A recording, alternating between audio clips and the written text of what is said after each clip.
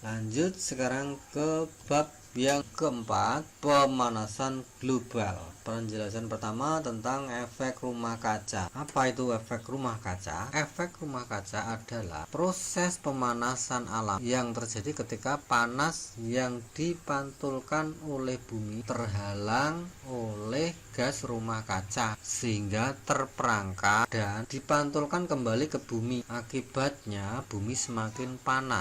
Gas-gas rumah kaca misalnya adalah uap, air, karbon dioksida atau CO2 dan metana. Yang B, pengertian pemanasan global, yaitu peningkatan suhu rata-rata atmosfer bumi dan lautan secara bertahap, serta sebuah perubahan yang diyakini secara permanen mengubah iklim bumi. Penyebab pemanasan global antara lain: 1. Emisi gas CO2 yang berasal dari pembakaran bahan bakar fosil sebagai pembangkit tenaga listrik. Yang kedua, emisi gas CO2 yang berasal dari pembakaran gasolin sebagai bahan bakar alat transportasi. 3. Emisi gas metana dari hewan, lahan pertanian, dan dari dasar laut Arktik. 4. Deforestasi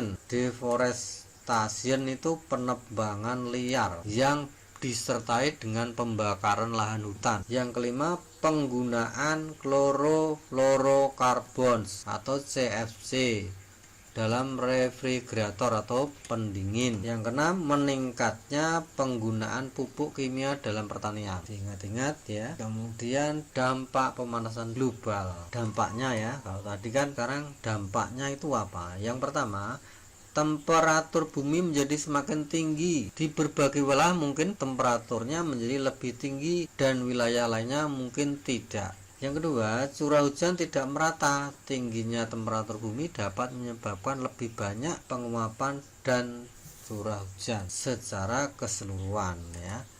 Tetapi masing-masing wilayah akan bervariasi.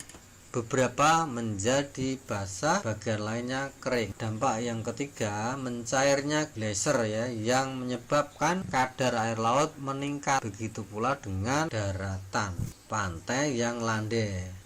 Lama-kelamaan akan mengalami peningkatan akibat penggenangan air. Nah, ganti biru, Pak, tidak bosan. Yang keempat, dampaknya hilangnya terumbu karang. Sebuah laporan tentang terumbu karang yang dinyatakan bahwa dalam kondisi terburuk, populasi karang akan hilang pada tahun 2100 karena meningkatnya suhu dan pengasaman laut.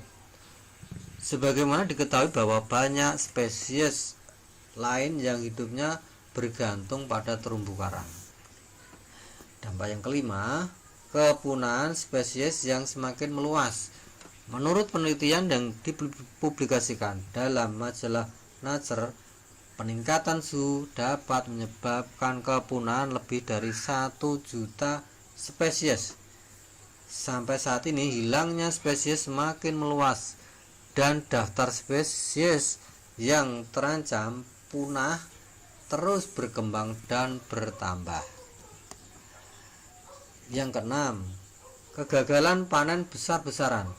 Menurut penelitian terbaru, terdapat 90% kemungkinan bahwa 3 miliar orang di seluruh dunia harus memilih antara pergi bersama keluarganya ke tempat yang beriklim baik atau kelaparan akibat perubahan iklim dalam kurun waktu 100 tahun. 7. Penipisan lapisan ozon. Lapisan ozon adalah salah satu lapisan atmosfer yang berada di dalam lapisan stratosfer, yaitu sekitar 17-25 km di atas permukaan bumi. Lapisan inilah yang melindungi bumi dari bahaya radiasi sinar ultraviolet. Berdasarkan pengamatan satelit, diketahui bahwa lapisan ozon secara berangsur-angsur mengalami penipisan sejak pertengahan tahun 1970. Oke. Yang berikutnya adalah usaha menanggulangi pemanasan global. Ya, usahanya ya diingat-ingat. Yang pertama, menggunakan energi terbarukan dan mengurangi penggunaan batu bara, gasolin, kayu, dan bahan bakar organik lain. Yang kedua, meningkatkan efisiensi bahan bakar kendaraan. Yang ketiga, mengurangi deforestation, penebangan hutan ya.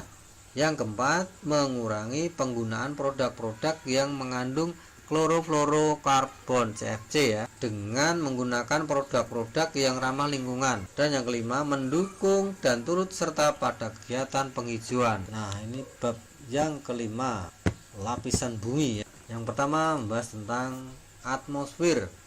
Nah, urutan atmosfer, urutan lapisan atmosfer dari bawah ke atas. Dimulai dari troposfer ya, kemudian stratosfer, mesosfer, termosfer, dan eksosfer.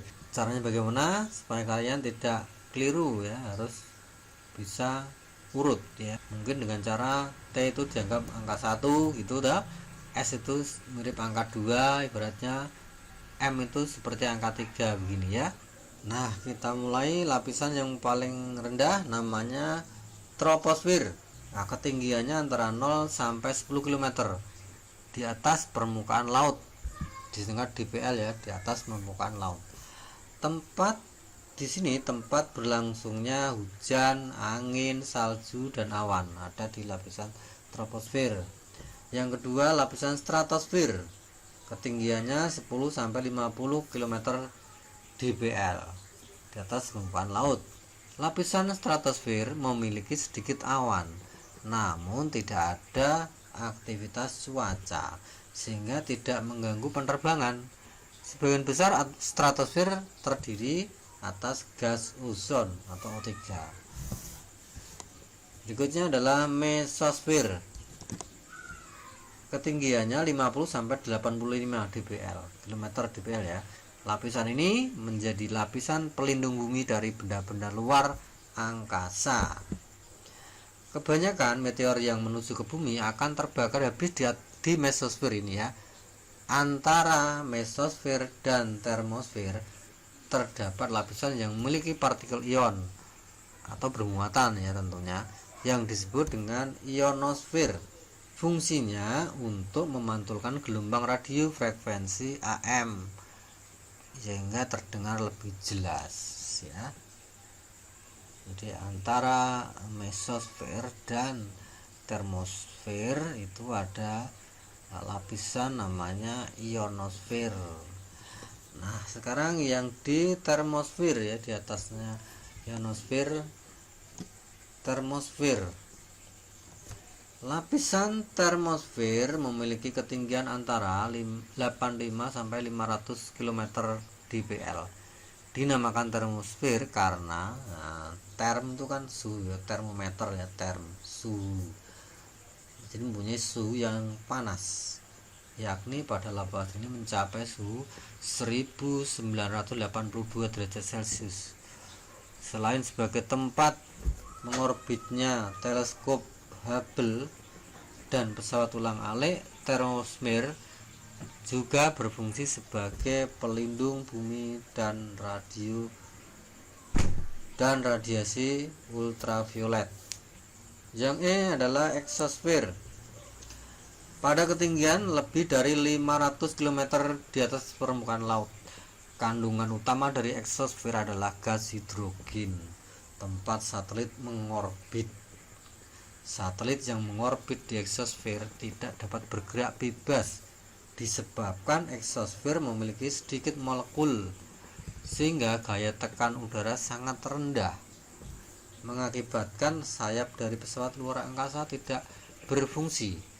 Pergerakan dari satelit atau pesawat luar angkasa tersebut bergantung pada mesin pendorongnya.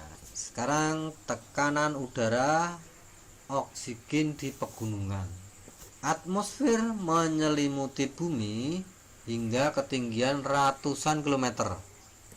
Akan tetapi semakin tinggi dari permukaan bumi, jumlah molekul udara semakin berkurang Jadi semakin tinggi semakin kecil tekanan udaranya. Suhu di atmosfer. Matahari merupakan sumber energi terbesar di galaksi Bima Sakti. Energi matahari dipancarkan dengan cara radiasi ke seluruh sistem galaksi Bima Sakti.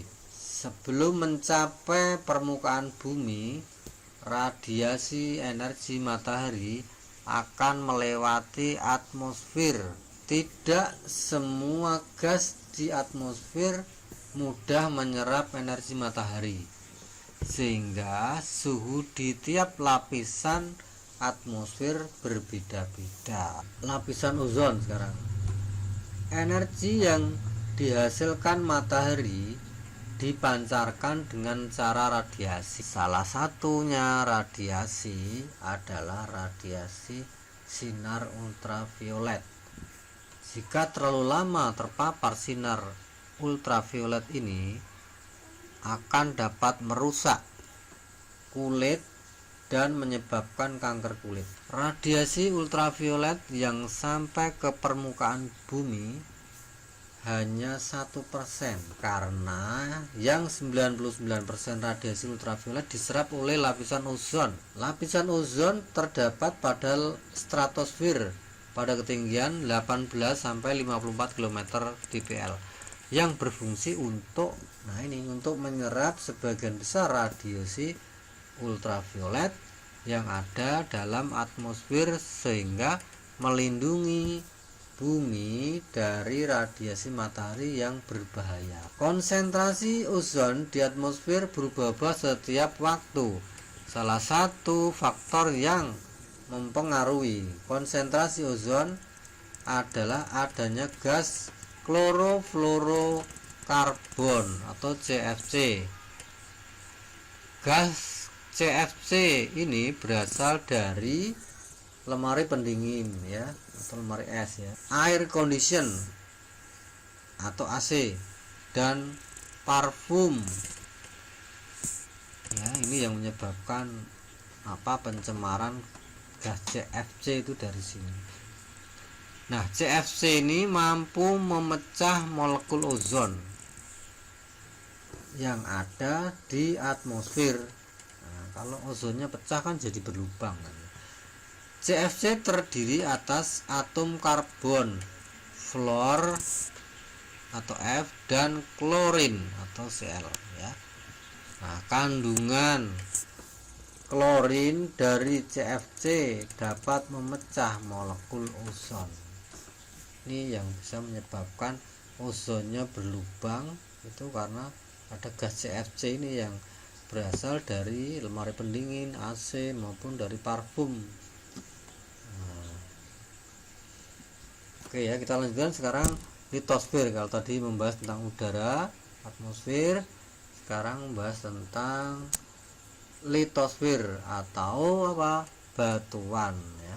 Jadi litosfer adalah lapisan batuan yang ada di bumi. Struktur padat bumi terdiri atas. Jadi strukturnya bumi itu urutannya dari atas ya ini. Jadi kerak bumi, dalamnya ada mantel, dalam lagi ada inti bumi. Nah, inti bumi juga ada dua, nanti inti luar dan inti yang dalam ya. Jadi inti luar dulu baru inti dalam. Itu ya struktur padat bumi. Sekarang kita bahas yang pertama lagi adalah gempa bumi. Gempa bumi itu apa? Gempa bumi adalah getaran yang merambat melalui material bumi akibat energi yang dilepaskan oleh patahan lempeng batuan bumi. Getaran yang merambat ini disebut gelombang seismik.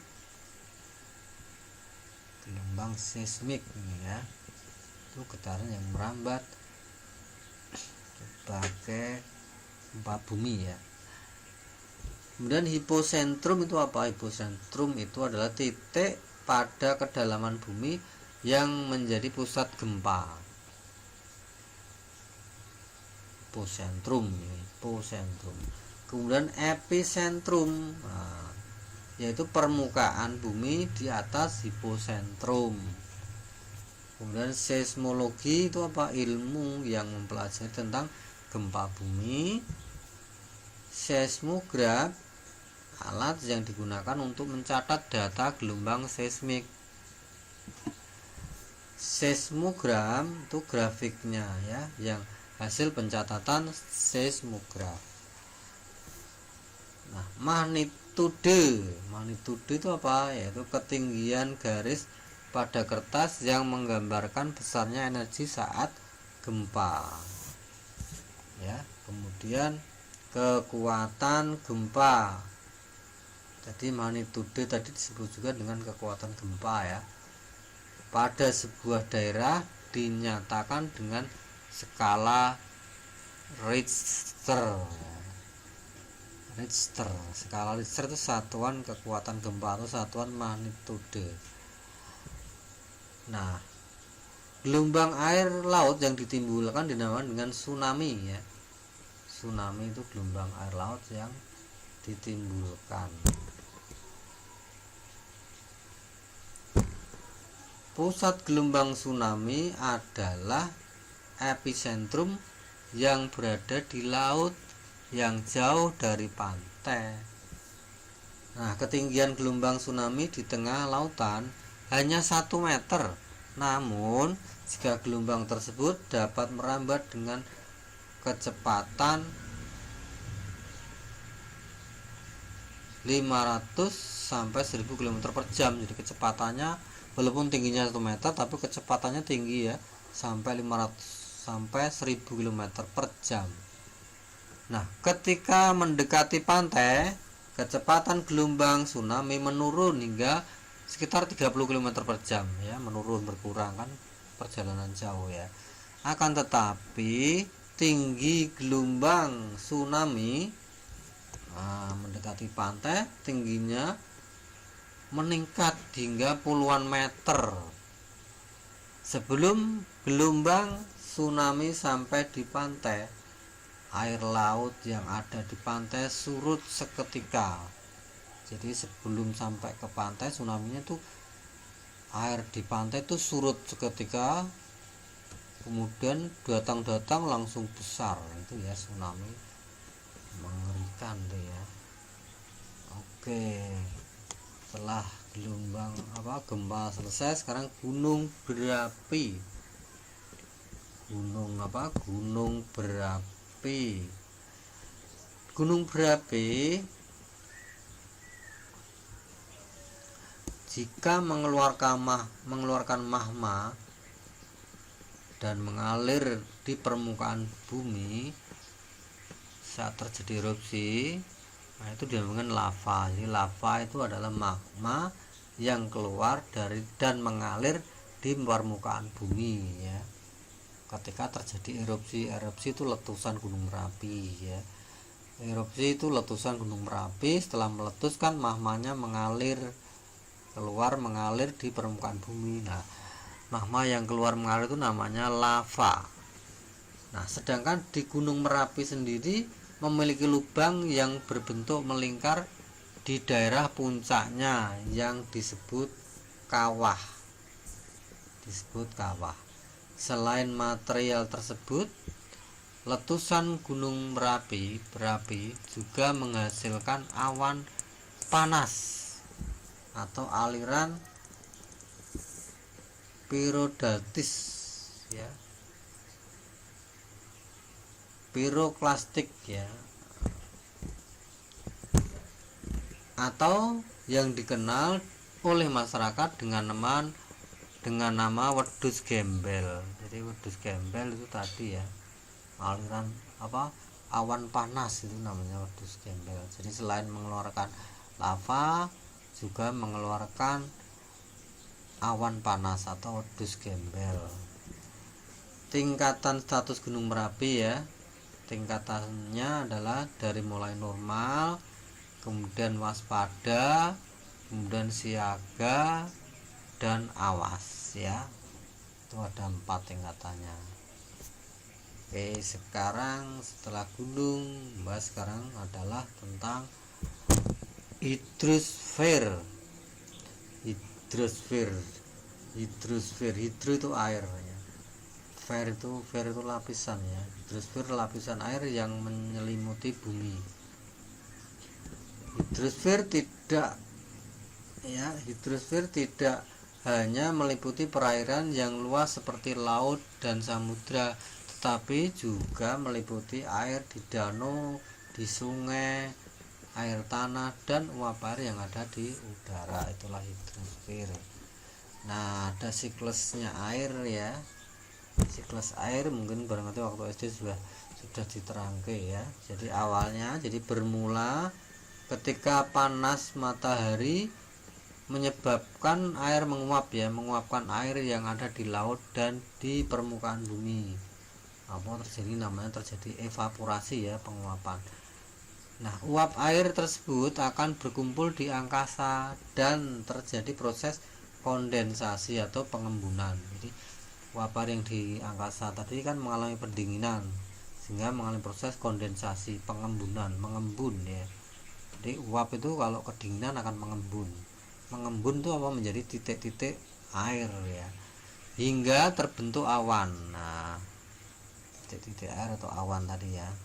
Nah, awan tersebut kemudian akan berjalan ya, karena angin, awannya berjalan sesuai dengan arah hembusan angin. Nah, penguapan yang terjadi setiap hari mengakibatkan uap yang menjadi awan semakin banyak. Jika awan sudah tidak dapat menampung uap dari evaporasi, maka uap air di awan akan turun sebagai hujan. Air hujan akan mengisi cadangan air yang berada di permukaan bumi. Proses inilah yang berlangsung secara terus-menerus. Jadi berlangsung sebagai siklus itu bolak-balik ya. Jadi air yang di permukaan bumi nanti kena panas lagi, menguap lagi, turun lagi, menguap lagi, begitu. Oh, ternyata babnya ada 6 ya. Ini bab yang terakhir ya, tata surya sekarang. Bab tata surya. Ya. Yang A adalah sistem tata surya. Apa itu sistem tata surya? Yaitu susunan matahari dan planet-planet yang mengitarinya. Itu namanya tata surya ya. Nah, planet adalah benda langit yang tidak dapat memancarkan cahaya sendiri. Nah, planet hanya memantulkan cahaya yang diterimanya dari bintang. Nah, ini urutan planet-planet tata surya urutannya ya. Yang pertama itu Merkurius. Ini tidak punya atmosfer.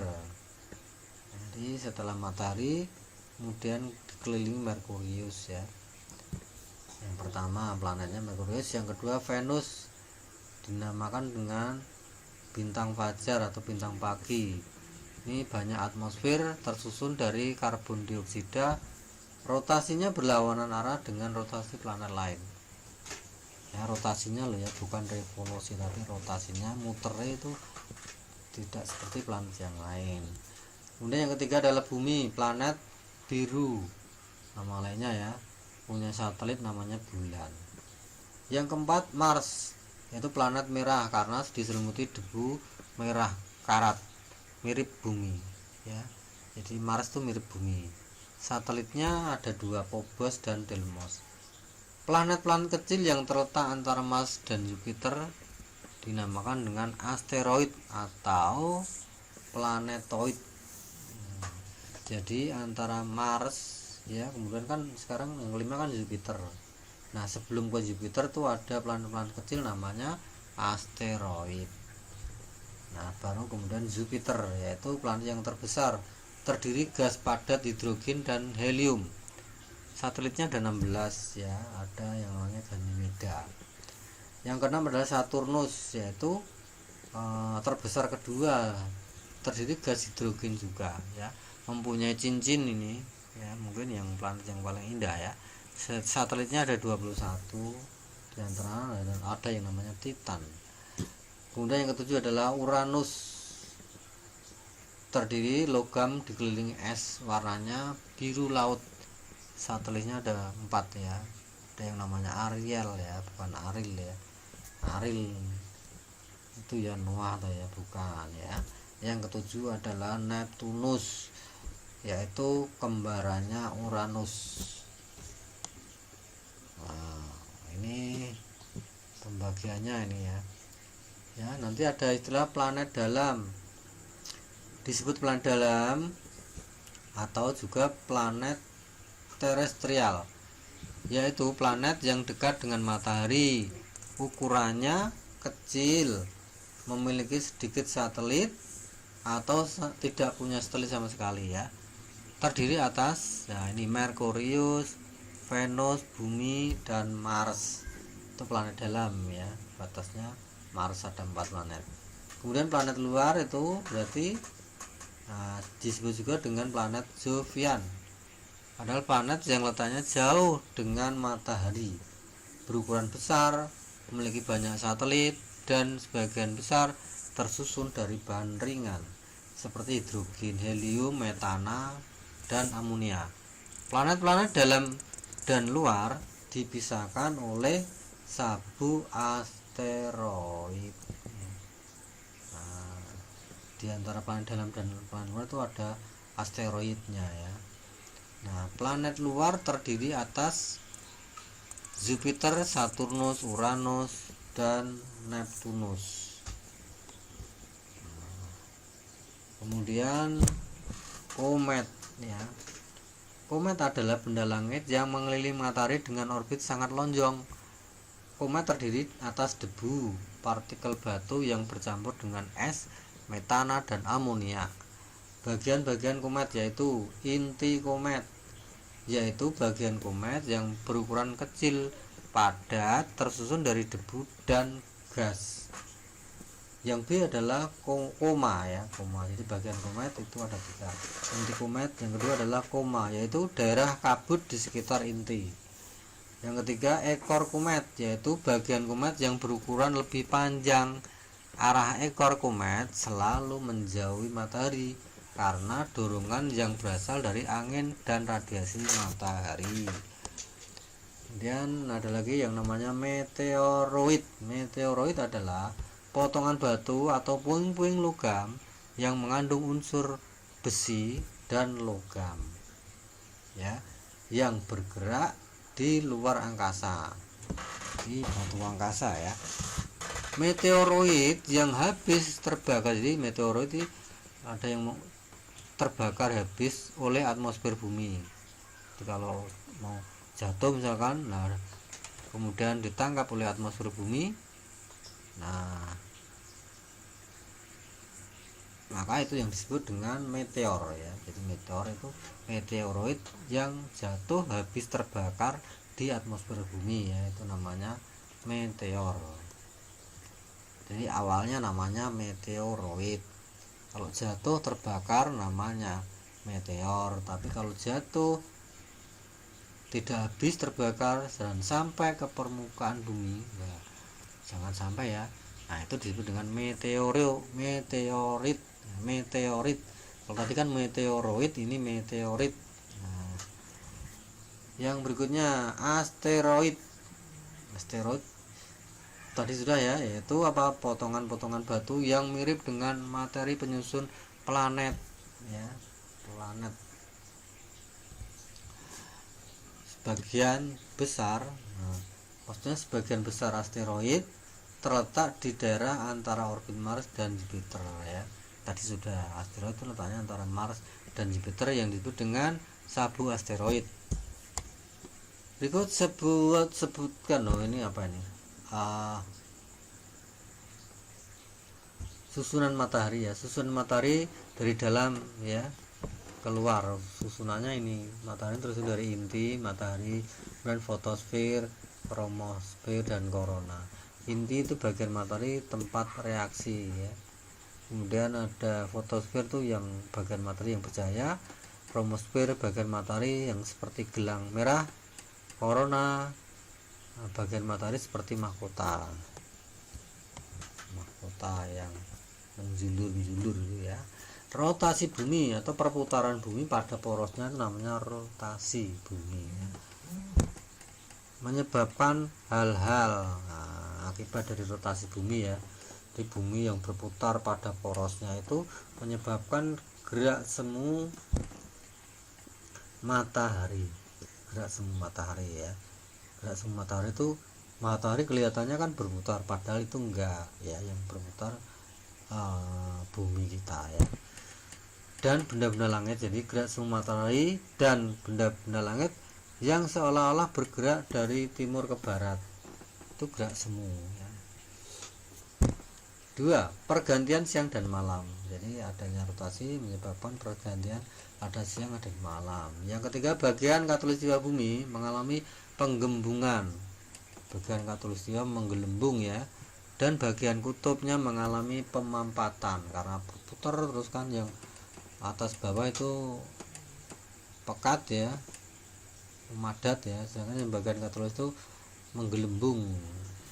Yang keempat, pembelokan arah angin pusat, angin pasat ya. Pembelokan arah angin pasat. Yang kelima, perbedaan waktu di tiap tempat di bumi. Perbedaan waktu ya. Jadi ada 5, diingat-ingat ya. Dibuat singkatan biar tidak gampang lupa. Akibat revolusi sekarang, kalau revolusi kan perputaran bumi mengelilingi matahari. Akibatnya apa ya? Karena bumi mengitari matahari, akibatnya adalah 1. Pergantian musim ya, pergantian musim karena setengah tahun sekali bumi ada di bagian matahari ada di sebelah selatan, setengah tahun berikutnya matahari ada di belahan utara gitu ya, sehingga menyebabkan pergantian musim. Yang kedua, terjadinya perubahan lamanya siang dan malam. Yang ketiga, terlihatnya rasi bintang yang berbeda setiap bulannya. Dan keempat, gerak semu tahunan matahari. Kemudian ini ada pertanyaan. Ada posisi pasang purnama dan pasang perbani. Pasang purnama itu pasang setinggi-tingginya, pasang perbani pasang serendah-rendahnya. Nah, ini ada gerhana ya. Ini matahari, kemudian di sini ada bulan, kemudian di sini ada bumi. Ini berarti terjadi gerhana, yaitu gerhana matahari. Gerhana matahari karena apa? Karena orang di bumi ini mau melihat matahari tapi ketutup oleh bulan, ini, terutama yang mana? Terutama yang bagian ini. Nah, ini ya yang diarsir ini akan mengalami gerhana matahari total, tidak bisa melihat matahari pada siang hari itu ya. Oke, kemudian loh, yang ini tadi ya belum terjawab nih. Yang ini pertanyaan ini ya.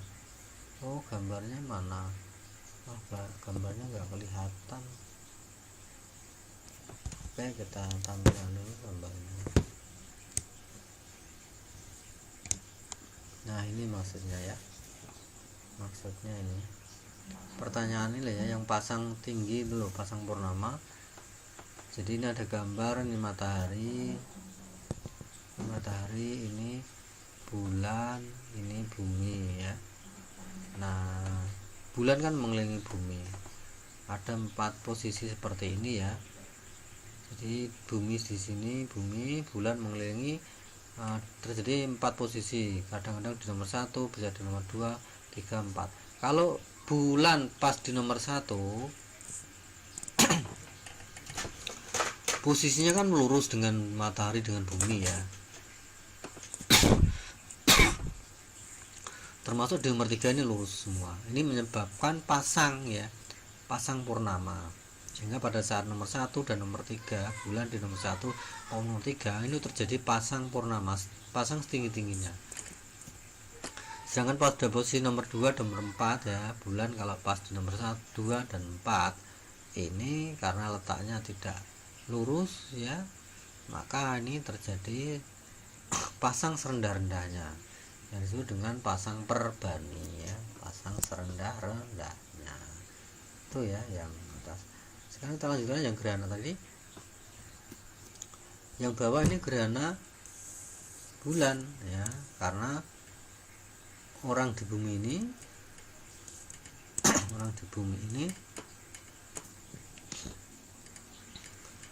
ketika bulan purnama,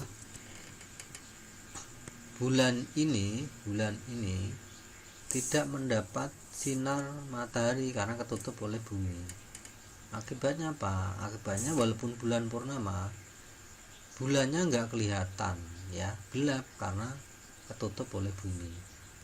Ini namanya gerhana bulan. Jadi orang di bumi melihat bulan, bulannya gelap. Karena apa? Karena bulannya nggak dapat sinar matahari, ketutup oleh bumi yang ada di sini. Harusnya kan gerhana, harusnya kan ini pas bulan purnama itu loh ya, tapi karena ketutup oleh bumi, akhirnya bulannya jadi gelap, tidak kelihatan, tidak muncul bulan, ketutup ya. Ini namanya gerhana bulan. Kira itu ya. Silakan kalian bisa subscribe di sini ya, diklik di sini, kemudian ada lonceng ini, kalian klik juga loncengnya, kemudian kalian pilih lonceng yang menyala ini, agar kalian nanti tidak ketinggalan materi atau informasi yang saya upload. Jika konten ini bermanfaat untuk kalian, silakan kalian bisa klik ini ya, suka, atau bahkan bisa di share ke teman-teman kalian. Jangan lupa juga kalian lihat ini deskripsi di bawahnya. Di sini kadang ada materi ya, ini ada rangkuman materi seperti ini, kalian klik nanti bisa download. Jika ada yang perlu ditanyakan atau mungkin ada pengalaman yang bisa di share, silakan diklik di sini ya, di komen. Saya kira itu ya, terima kasih.